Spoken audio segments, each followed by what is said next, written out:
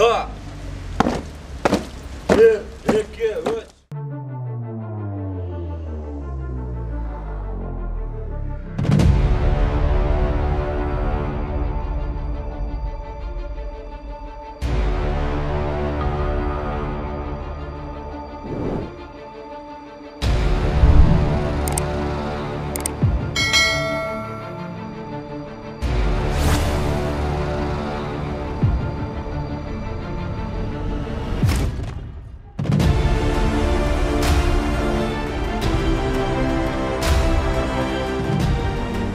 Темірлан бұл өз өте жақсы спортшы болар.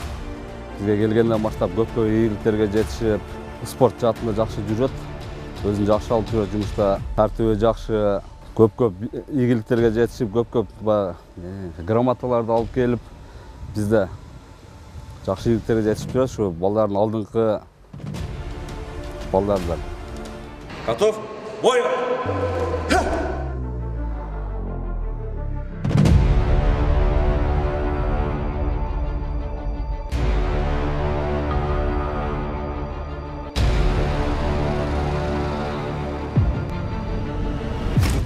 2020 жылы сентябрдың 6-сында Атайын бағыттағы полкына ішке кіргем. Мен бұл ішті чын жүрегіммен жақсы көрем. Жаш кезімнен бері спецназ болсам деп тіленіп жүргем. Ақырындық менен ушул жұмышқа келдік. Бұл жұмышқа келіш үшін көптөгөн кыйынчылыктар, көптөгөн жолдорду басып, Атайын бағыттағы полкунун спецназында иштеп атабыз азыр буюрса. Ушулар менин кесиптештерим. Бұл кесіпті таңдағанымның себебі, бұл кесіпті аябай жоопкерчилик өтө чоң. Атайын бағыттағы полктогу бұл спецназдар ар дайым формада жүрөт, спортный техникада жүрөт. Ошон үчүн бұл кесипти тандадым. Бұл кесипти тандаган эч жаңылышпайм, өкүнбөйм. Буюрса, бұл кесип менен Кыргызстан желегин көп жактага желбиретебиз деген терең ишеничтемин. Ошо мен кесиптештерим, командирлерим ошо ар тараптан колдоп келатат. Буюрса, ар бир мелдештерге чыкканда, ошо командирлердин уруксаты менен, ошолордун колдоосу менен ушул ийгиликтерге жетишип атабыз десем жаңылышпайм.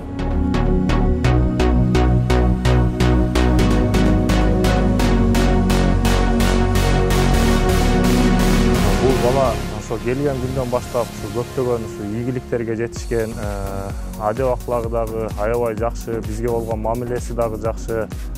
Ушундай жоопкерчиликтүү, талаптуу жерде дагы иштесе дагы бул өзүнүн маданий жактан, акындык жактан ырларды жазып, маданий иш-чараларга дагы жакшы катышат, комуз чертет, ырдайт.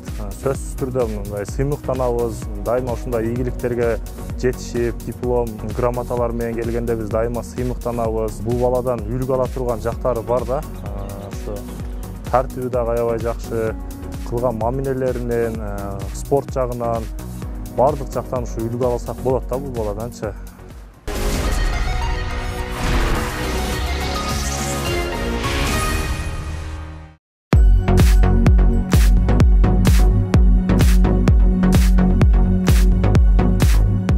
Темірлан окуу процесси маалында окуп жүргөндө колледж үчүн, университет үчүн биздин алдыңкы студенттер болгон.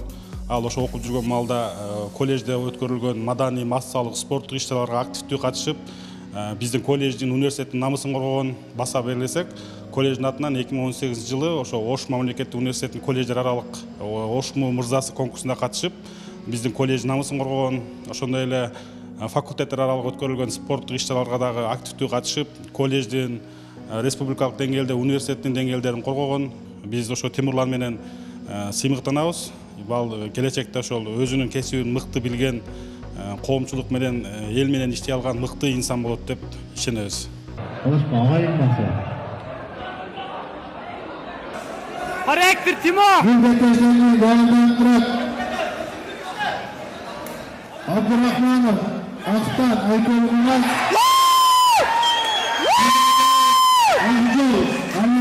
Амике Батыр.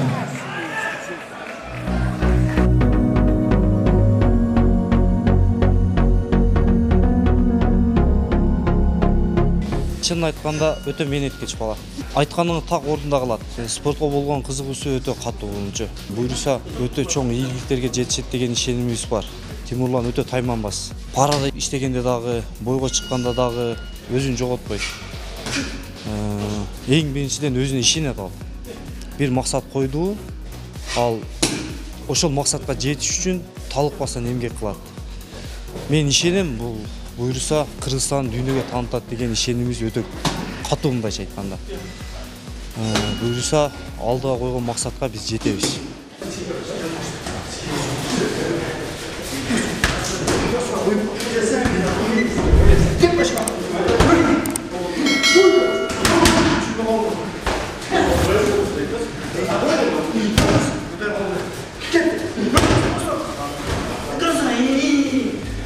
Саламатсыздарбы, урматтуу телекөрүүчүлөр. Бүгүн биз бир өзгөчө карманды тартканы турабыз. Сиздерге мындай өмүр баян, спорт жаатындагы өмүр баян чагылдырганы турабыз. Ал ким десеңиздер, мына менин жанымда турат. Ассаламу алейкум. Тимур мырза кандай? Тимур мырзанын бүгүн спорт гана эмес, башка бир өнөрлөрүн да сиздерге чагылдырмакчыбыз. Тимур мырза, азыр бул жерде эмне боюнча машык болуп атат? Ассаламу алейкум. Биринчиден баарыңыздарга салам. Бу жерде азыр ошо мен залда ушул жерде тренировка кылам күндө. Күндө ушул Канат агай өз тренировка кылдырат. Буга чейинки тренировка алган биринчи башталган ошо ОГИП спорт клубунан башталган. Ал жерде мени биринчи агайым ошо Маткеримов Нурбек деген агай. Ал агай мага өзүнүн көп жактарын үйрөтүп, спортко болгон кызыгууну, мындай жашоого болгон жакшы бир сезимдерди мага калтырды десем жаңылышпайм. Андан кийин ошол жерде акыркы бойлорго мени даярдап, көптөгөн мээнет кылып мени ошол даярдаган Кудайберди уулу Санжар деген агайым мага аябай жакшы жактарын үйрөтүп, спортко болгон кызыгууну, чыдамкайлыкты үйрөтүп, спортко эң чоң салымдарын ошол агайларым кошду десем жаңылышпайм. Андан кийин ал өзүм чогуу иштейм, кесиптеш, Канат агайым бир жагынан. Ушул мага азыр стойкадан аябай көп уш санда боюнча дүйнөлүк чемпион агайым, Азия чемпиону. Ушул агайым мага көп нерсени үйрөтүп атат. Стойкадан баштап, нөлдөн баштап, баарына чейинки мына 15-нде бир алдыңкы бой бар беттеш. Ошо беттешке ушул азыр Канат агай даярдап атат. Өзүм спорттун көп эле түрү менен машыктым. Ошо биринчи айылда грек-рим менен, кыргыз күрөш менен машыгып, ошол жерден баштадым спортту. Кийин анан шаарга келгенден кийин ошо эрежес урушка көбүрөөк басым жасап, анан самбо, жүжүстан мастер спорт 2018 10 мартта алдым. Анан ММАдан бу ел ошо марттын 21-нде толтурдум аны дагы буюрса. Анан грек-рингден кече чорный пояс алдым. Тимур мырза, азыр сөзсүз түрдө ошо ийгиликтериңизге кайрылабыз. Азыр мындан кийинки кадамыбыз кайсыл жакка, айылга барабызбы? Сиздин туулуп өскөн жериңизге барып, алгачкы спортко кадам таштаган жериңизден баштасак кандай болот? Эми азыркы будан кийинки тарта турган жагыбыз мен ошо туулуп өскөн Алай жергесинен, ошо Алайдан туулуп чоңойгом, ошол Алай туулуп өскөн жериме барып тартабыз будан бери.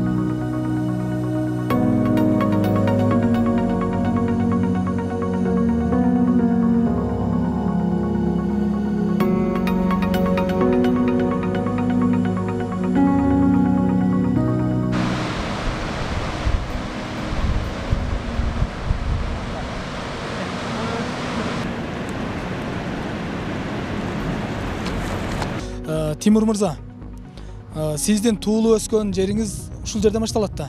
Ушул жерден башталат. Ошону кыскача айтып өтсөңүз, бул өзүңүздү тааныштырганча ушул бул кайсыл айылына жазылып турат, бирок кандай айыл өзүңүз айтып өтсөңүз. Өзүм ушул Бүлөлүү айылында ушул жерде өсүп, ушул жерде жаш бала кезим ушул айылдан чоңоюп, ушул кезде ушул жактан өттү десем жаңылышпайм. Мен ушул кайсыл жакта болбойн, ушул жерден киргенде Бүлөлүү айылы көргөндө бир мындай балалык кезим, башкача сезимдер пайда болот да. Ушул жаш кезде чоңойгон күндөрүм сразу эсиме түшөт. Акыркы 2,5 ай болуп калды бул жакка келе элегиме. 2,5 айда кыйла сиздер себеп болуп келип атасыздар. Буйруса ошол Бүлөлүүнүн ичинде көптөгөн атактуу, даңктуу кыргыздын желегин желбиреткен агаларыбыз өскөн, инилерибиз өсүп келатат. Ошол жердин кулуну болом мен дагы. Ошол Бүлөлүүнүн ичин дагы жакындан буйруса терең тааныштырып өтөбүз буйруса. Урматтуу телекөрүүчүлөр, өзүңүздөргө белгилүү болгондой, учурда Ош шаарында, Бишкек шаарында аябагандай ысык мындай көлөкө жер издеп качып атабыз бардыгыбыз эле. Мына Алай районуна келдик. Бул жерде чынын айтканда өтө аба таза, өтө мындай салкын. Ушул жерден кетким келбейт экен. Бардыгы сонун. Азыр эми бул жакка карап кетебиз да азыр, мен окуган мектеп ушу алды жакта буюрса азыр алдынан көрөбүз ал калган жакты. Алай районунун ушул тоолорунда абаларын жутуп, ушул жерде жаш кезде ушу балыкчылап, ушу агаларыбыз менен аңчылык кылып, ушул айылда, ушул тоолордо чоңойгонбуз буюрса.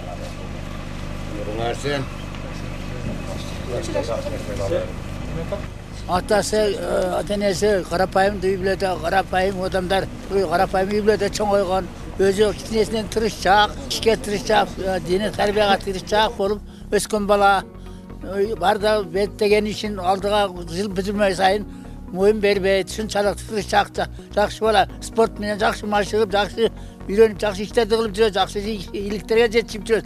Бұл бананын келечеги алды да, ден соолугу жакшы. Айылдаштары ушул Темур баламын бардыгы сыймыктанат.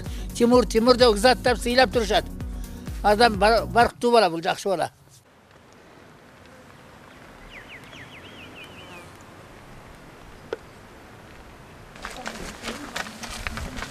Bunu bergem neyle aldın? İçinde ne var bunun? İçinde var uşer, naga jakşı da. Nege jakşı? Uşer, köşte. Alacakka boyun yetmeydi de. Kana uçu?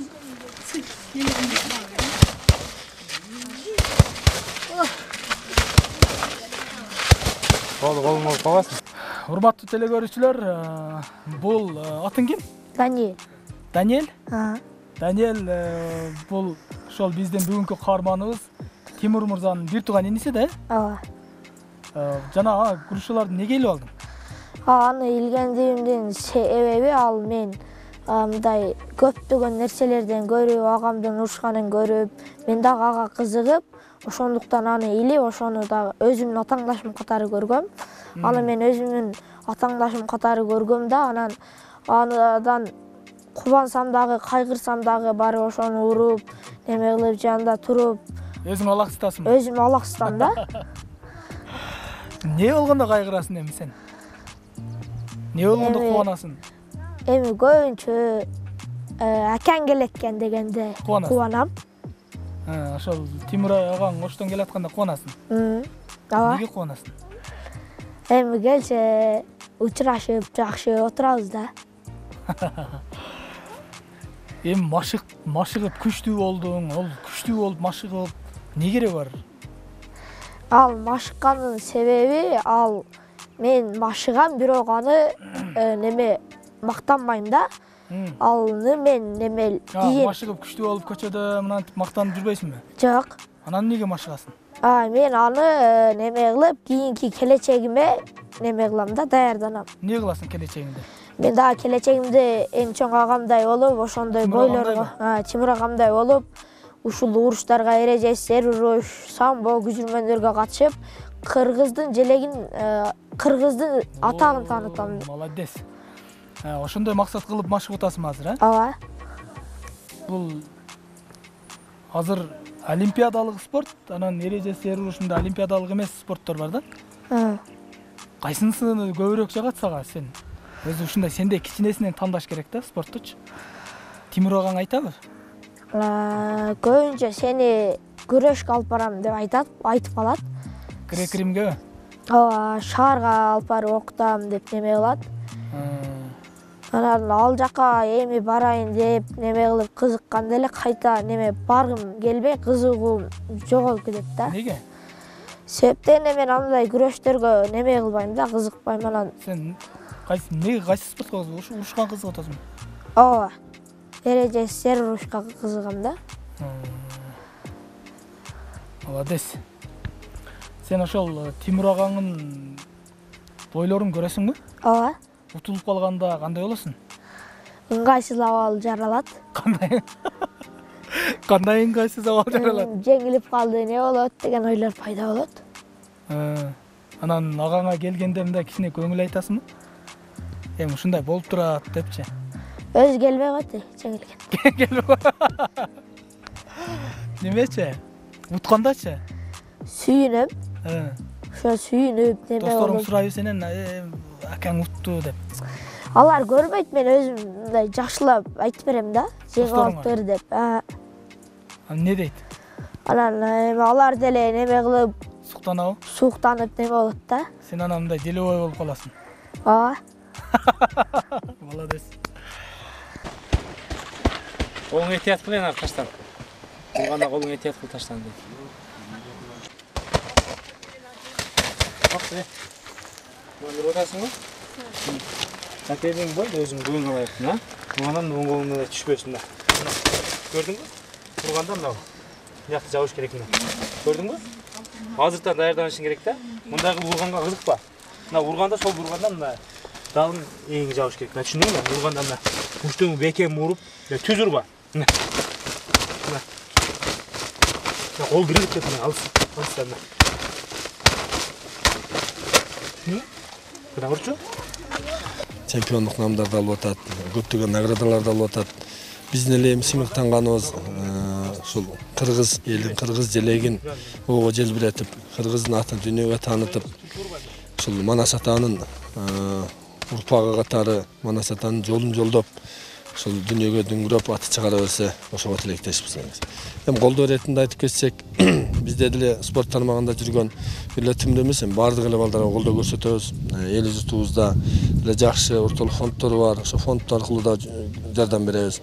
Кудай буйрса, ушу Бүлөлүнүн биринчи ардак грамотасы ушу спортко кошкон салым үчүн. Андан кийин ошол наградаларга, ошол жетишкендиктерге областтык деңгээлде жетишкендик үчүн Бүлөлүнүн ардактатуулу деген намында ыйгарсак деген ниетте турабыз. Кудай буйруп ниетке жеткизсе, ушул жакынкы күндөрү наградасын колуна тапшырабыз. Буну эми официальный чакырып, элдин катышуусунда же бир спорттук жана иш-чаралар өтөт. Ошонун негизинде ошол даталуу күндөрдө элдин астында сап башына коюп алып будан тапшырсак деген ниет.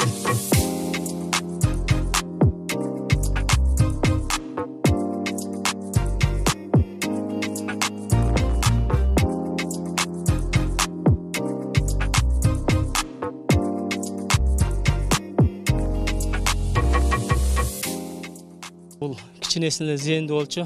Анан аябай ак көңүл, мындай өзүн эркин алып жүргөн, бирөө менен мамиле түзө алган, мугалимдер менен дагы кадимки баягындай өзүнүн оюн эркин айта билген бала болгон. Анан спортто дагы мына мектептин намысын коргоп, спорттун көп түрлөрүнө катышып келген. Өзгөчө ошо шахматты аябай жакшы ойночу. Шахматтан ушул баягы окуучулардын спартакиадасы болот да. Ошо спартакиададагы мына зоналдык мектептер арасында, анан райондук мелдештерде дагы жакшы ийгиликке жетишип жүргөн. Бир эле өзү эмес, мектепти да атын чыгарып келет. Мектепте мугалимдер, эжекелери, окуучулар бардыгы сыймыктын сак болот да. Тимур мырза, мына сиз окуган мектептин алдына келип турабыз. Бул жерде мугалимдериңиз дагы айтты да, аябай шок болгон деп. Азыр келгенде эстедиңизби, эсиңизге түштүбү? Кандай шоктуктарды кылгансыз? Assalamu alaikum, да, бир жолу саламдашам. Мен ушул мектепте 1-класстан 11-класска чейин ушул мектепте окуп бүткөм. Ооба, бул мектепти көргөндө эле баягы бала кезде өткөн күндөр көз алдыма сразу келди. Ооба, аябай шок болчумун мектепте. Кандай шоктуктарды кылгансыз? Айтыңчы, бир эске түштүбү бир окуяларыңыз? Бир эске түшкөн ошо шоктугум бар. Мына ручкага башына ийне сайып алып, анан эритип, башына кагаз коюп алып туруп, анан ушинтип жыгачтарга, эшиктерге сай ойночубуз. Ошол жерде бир эжекке кирип калган. Эшикке урсам, ким аты айта бериң эжекени? Бир Сүйүмкан деген эжеке бар эле. Ошол эсимде экен, ошол эшикти урганда, эшикти ачканда ошол эжекени пешенесине сайылып калган да. Анан ошондо бир коркуп, үйгө барып, футболдо бекинип эжеке келтат деп. Мындай жаш кез болчу, биз 4-класс келген жок. Ошентип коркуп, ошо өзүбүздөн кичинек, өзүнөн чоң балдар менен урушуп, жаш кезинде эле урушканды аябай жакшы көрчүмүн. Көбүнүн ата-энеси барчу ошентип. Баардык эске келдиби? Баардык эске келди. Ушул мектепте чоңоюп, ушул мектепте окугам. Кайсыл жерде болбойм, ушул жерде билим алып, ушул жерде өскөнүм сразу эсиме келет. Ийгиликтерим биринчи ушул мектептен башталды десем жаңылышпайм. Үй бүлөдөн, тарбиядан сырткары дагы чөйрөгө карап калыптанат да. Өзүңүздүн айылдаштарыңызга кандай баа бересиз? Мен өзүмүн айрыкча ошо бүлөлүү айылына өтө чоң терең ыраазычылык билгизем. Эмнеси менен мактана аласыз? Мисалы, менин айылдаштарым мынандай, менин айылдаштарым тигиндей. Эмне, кандай өзгөчөлүгүн айта аласыз? Биздин айыл өтө мындай бири-бирине жардам берет, мындай поддержка бири-бирине жакшы кылып турат. Мындай сен кыйынсың, сен мындайсың деп эч бөлбөйт. Кайсыл адам кайсыл жактан кемчилдик болуп, кайсыл жактан аксап, жетишпестиктер болсо, ошол жактарга кол сунуп, жардам берип, аябай мындай поддержка тээп, дальше колдоп келет да. Көбүнчө ошо бүлөлүү айыл ынтымак, жакшылык, жамандыктарда уюшуп, жада калса мындай отун суусунан бери жардам берип, мындай эч нерсени аяшпайт да. Өзүндө болгон нерселерди баардыгын бөлүшкөндү билет десем жаңылышпайм. Азыр эми биздин телекөрүүчүлөр ошо сиздин айылыңызга кызыгып атат да, ошо сиз эми мактап атпайсызбы? Ошону бир кайсы жерден мындай көрүп, ошол жерден бир маек курсак да? Мен өзүм ошо бүлөлдө өсүп, төрөлүп өскөнүмө байланыштуу жалаң тоолуу райондордо, ушундай тоолуу аймактардын арасында, ошо тоолордун арасында чоңойгом. Ошо тоолордо эле торпок айдап, кой кайтарып, ушул жерлерде чоңойгом. Ошол тоолорду басып өткөн жолдорду, ошо бийиктиктен айылымдын кооздугун, анан бир жолу ошол жактан дагы мактанып кетсем. Тентек бала болчу, кийин 7-класстан кийин резкиз токтолду. Тимурлан негизинен мектепте классташ балдардын арасынан мындай спорт жаатына кызыккан, аябагандай чынчыл, мындай эмгекчил бала болчу. Мектепти алдыга сүрөгөн бала деп да айта алабыз. Себеп дегенде сабактан тышкаркы иштерде Тимурлан спорт жаатында райондук эмес, областтык эмес, республикага чейин волейбол, күрөш, кыргыз күрөшү, ордо, ошол окшогон мектептер аралык оюн зооктордо мектепти, биздин жогоруда аталган мектепти алдыга сүрөп келди. Негизинен биз могу айылдын жаштарын көтөрүү максатында биз ошо мектептин бир бурчуна ошо Тимурландын бурчун уюштуралы деп жатабыз. Кудай кааласа алдагы сентябрь айынан ишке ашып калат.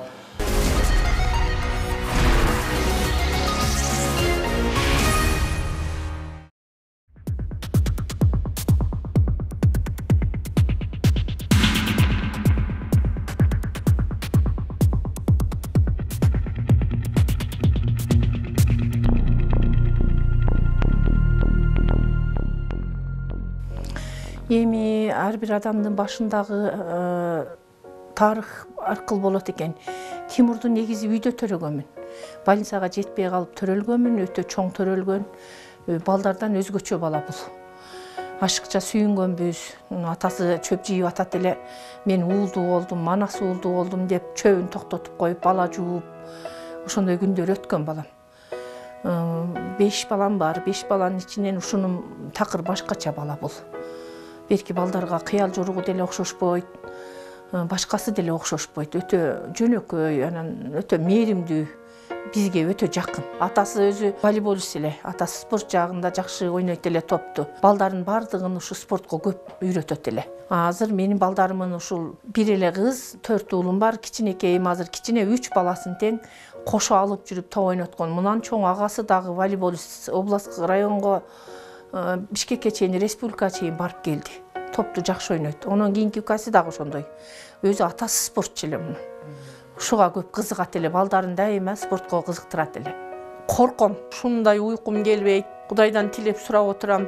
Ушу канчада башталат, кайсы күнү деп сурай берем. Таразага түшүп атабыз, эртең түшөм дегенде менде уйку жок. Ушундай эле кыжалат боло берем. Кыздарыма деле, балдарыма деле айтам, Кудайдан тилегиле, мынткиле, анткиле деп эле отурабыз, Кудайдан тилеп эле. Азыр кирип кетип атам, кыжалат болбоң, апа, ак патаңызды бериңиз деп чыгат балам ар дайым эле.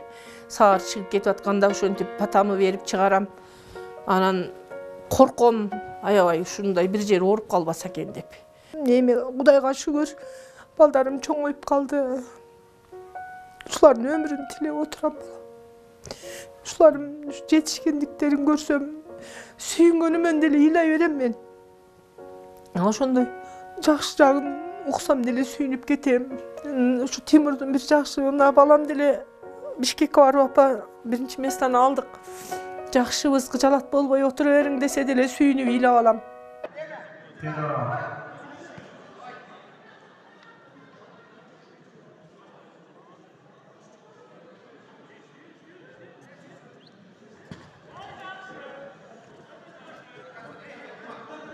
Ой.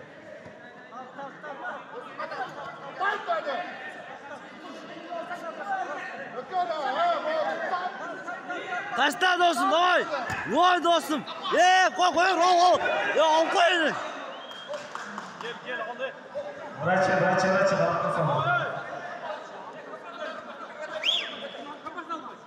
Bakın.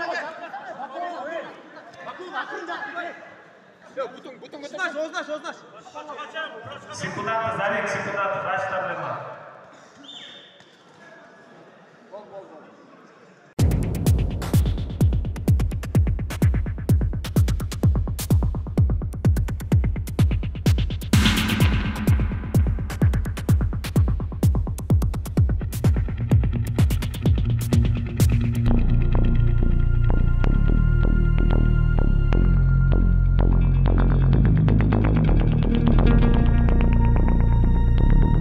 Урматтуу телекөрүүчүлөр, биз азыр ушул Тимур мырзанын ийгиликтерин жыйнап болушунча, батышынча ушул жерге чогулттук, бирок дагы да батпай калды. Тимур мырза ушул жерден өзүңүн мындай, албетте бардыгы менен сыймыктанасың, бардыгынын өтө көп эмгеги мындай түйшүгү бар. Бирок ушул жерде эсте калган бир, өзүңүн эсиңен кетпеген бир ушул ийгилигиңе кыскача айтып берсең да. Ушул ийгиликтердин баардыгы мен үчүн мээнет кылып ар бир тердин аркасынан келди да. Жараткан Аллах Тааланын буйругу экен ушинтип, бирок кандай мелдешке катышпайын, бирок мындай сөзсүз местага ушу бир грамота, кагазга илешип келем да. Буга мен өзүм жаратканга мындай шүгүрчүлүк келтирем.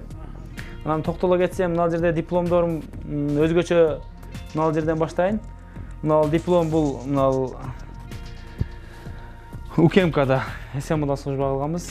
Анан ошол жерде общий частар, ошол батальон спецнастардын арасында өтө чоң бул кол күрөш болгон. 7 областтан келген да. Анан ошол 7 областтан келгенде 2-чи ротанын атынан өзүм чыккам. Атаандашым да күчтүү экен. 11 бала катышканбыз. Сиз өзү кол күрөш менен машык жүргөнсүз? Кол күрөш менен өзүм машыккан эмесмин. Бизде ошо айылда кара жумуш, ат минип, ошо кара жумуштар менен эле ошо өзүбүзгө неме кылып жүргөнбүз. Кыргыз кол күрөш менен күрөшкөн эмес экем. Ошондо ушул мелдеш өтө кыйынчылык менен келген да, ушул грамотачы. 2-чи местени алгам, бирок атаандаштарыңыз күчтүү болду? Атаандаштарым күчтүү. Мен ондо солдат кез элем, жалаң ошо спецнастар менен, чоң сотрудниктер менен тур келип калган.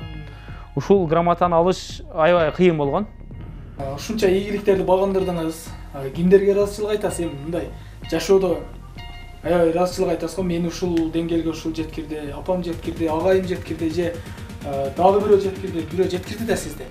Ой, эң сонун суроо бердиңиз. Бул спортту мен өзүм жаш кезимден баштап эле аябай кызыкчумун. Ушу мушташканга, күрөшкөнгө кызыкчумун. Мына 21 мартта Нооруз майрамдар болуп турат. Бүлөл айылында күрөштөр өтүп турат. Ошол кезде атам раматтылыгы өтүп кетти. Ошо мени жетелеп алып, бою өзүнүн айылындагы чоң балдарга атайын күрөшкө салчу да. Анан мен бул жакта турсам эле ошол балдардын аталары менен атам өзүнчө договор түзүп койчу да. Бул балам жеңет. Эсли жеңилип калса мен бир кой берем деп ушинтип койчу. Анан мен жеңилип калган күндөрүм да болгон. Мелдешип койчу экен. Мелдешип, жеңилип калган күндөрүм да болгон. Жеңилип калып, атамдын бетин карай албай, аябай намыстанып, күрөш өзүнчө ошо эмеге капка кум салып алып, өзүбүздүн үстүнөн көрсөтүшүбүз, аракет күчөтүбүз. Ушу мен спортко келгениmin түздөн түз себепчилиги бул атам раматтылык болду го дейм да. Жолго салган экен деп. Жолго салганы. Айтат эле ушу спорт менен көп заниматься эт балам. Ушу сен спецназ болушуң керек деп мен ушу спецназ болуп иштегениме дагы ушу атам раматтылыктын салымы аябай чоң да. Көрдүбү? Атам раматтылык мен ушу спецназга келгенимди көрбөй калды тилекке байланыштуу. Бирок мен ушу учурдан пайдаланып айтып кетейин. Мен ар дайым ошол Асылбектин баласы экенмин, атамдын аты Асылбек, атам ошо Асылбектин баласы экениме сыймыктанам. Ушу службада жүрөм, ушу армияда жүргөндө кайсыл жерде болбосун көбү Тимур деп менин атымды айтпайт. Кайсыл жерде болбосун фамилиямды айтат да, Асылбек уулу депчи. Асылбек дегенде мен өзүнчө бир сезим пайда болот. башкача өзүмдө бир күч кубат пайда болот да. Мен дагы деле Асилбек өлө элек экен деп ошондо бир мындай атамдын атын өчүрбөй жүрөт экенмин деген сезимдер пайда болот да. Ошо түздөн түз спортко келгениме ошо атам раматтылыктын түздөн түз салымы бар десем жаңылышпайм. Мисалы бир чоң ийгилик жаратканда же болбосо бир өзүңүз мүдүрүлгөн убакта да эми чалым. Ошондой атаңыз эсиңизге келет экен деп. Сөзсүз келет. Бул атанын орду аябай чоң экен бул жашоодочу. Алиги жаш кезде билинбейт экен, бирок чоңойгон сайын көп нерсени энең менен сүйлөшкөндө айта албай калат экенсиң. Анан эми атадан жети бир тууган болсо деле бир жалгыздык мойнуңда дейт. Анан көп нерсени ушу унчукпай ушу көбүнчө ушу спорттон чыгарам, спортко барып, ошол нерселерди атам кыялданып, атам ушу сотрудникке кызыкчу. Мен сотрудник болбой калган балам, ушу сен спецназ болушуң керек деп. Ошол атамдын тилектерин орундатышым керек. Мен да атаңыздын тилегин аткарып аткан турсуңуз. Атамдын тилегин аткарып атам деп мен аябай сүйүнүп турам. Айтайын дегеним, мисалы ошол кичинемде ушундай балдарга салып, сен спортчу болушуң керек, спецназ болушуң керек деп айтып калчу деп атпайсызбы? Ошол ийгиликтерди жаратканда ушул атам айткан нерсени кылдым, көргөндө деп ойлонуп калсаңыз керек деп айтып атканым да. Мен ошол азырга чейин арман кылам. Ушинтип форма кийип, атамдын алдына келип, мына улуңдагы сотрудник болуп, бир чоң мамлекеттин жумушун эми ушу жоопкерчиликти мойнуңа алды деп атамдын алдына келип, эми атама айлыгыман бир килограмм абат алып бербегеним бул чындыгында ачыштырат. Бир жагынан ачыштырганы менен бир жагынан атанын уулу болуш керек, атамдын атын өчүрбөшүм керек деп ар дайым намысты кой бербей алымын жетишинче аракет кылам. Буйруса бул ийгиликтеримдин баардыгы башталышы деп ойлойм, жараткан Аллах таалам насип кылса. Ошо мен эми жогоруда айтып кеткендей эле ушул ар бир ийгиликке жетиш үчүн жалгыз жете албайсың да, иш жакачы. Сөзсүз команда керек. Мен ушудан пайдаланып айтып кетейин, ушу ата-энем, апам, атам өтүп кеткенден кийин ушу апам атамдын жоктугун сездирбей, элден кем кылбай ушу качыштыра турган жерлерге качыштырып, батасын берип ар дайым келди. Ушу учурдан пайдаланып айтып кетейин, ушу менин бир тууган агам Асылбек уулу Нурсултан деген акам, ушу биздин ата ордунун ата. Ар дайым көп тараптан колдоп келет, финанс жактан колдоп келет. Эми спортто бизде көрөсүз, финанс жактан башка жактардан жетишпей калабыз. Ошондо ошол акам көп жактардан эми өзүм бир тууган агам жардам берип, мен аксаганда жашоодо болгон мага өтө чоң мындай күч кубат берип турат десем жаңылышпайм. Ошо туугандарым, бир тууган укам бар ушу Сыймык деп Москвада. Ал дагы ушу атанын уулу, ал дагы ар дайым ушу Асылбектин атын чыгарышыбыз керек ака деп ошо мага ар дайым дем күч берип турат. Анан ошентип эле учурдан пайдаланып дагы айтып кетейин. Огип спорт клубунун жалпы спортсмендерине терең ыраазычылык билгизем. Мен ушинтип печатка кармап сетканын ичине киргизгенге чоңдон чоң салымын ошол спорт клубу да киргизди. Маткеримов Нурбек айга терең ыраазычылык билгизем. Кудайберди уулу Санжар өзүмдүн акам болот, агайым болот. Ошол агайым сеткага киргизип, чувстволорумду ойготуп, ошол бала мени көп даярдады. Ошо башка спецназда иштеген, шерде иштеген Кушу деген ака бар. Алайдын кулуну ал дагы ар дайым колдоп, кубаттап келген акалардын бириси. Анан кайсыл жактардан команда болбосун, жалгыз иш жакка бара албайсың да, команда керек. Менин командирлерим, ошо кошо иштеген кесиптештерим тараптан дагы колдоо керек да, алар сөзсүз бизге колдоо керек. Аларды ошо бир бой боло турган болсо, ошо бойго алдын 1 ай, 20 күн, 1,5 ай алдын убакыт бөлүп, залга 2 мал даярдан деп убакыт бөлүп берет бизгечи.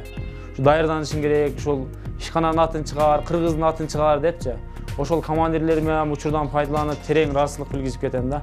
Алар бизге шарт түзүп, неме кылып бербесе, биз ийгиликке жетише албайбыз да.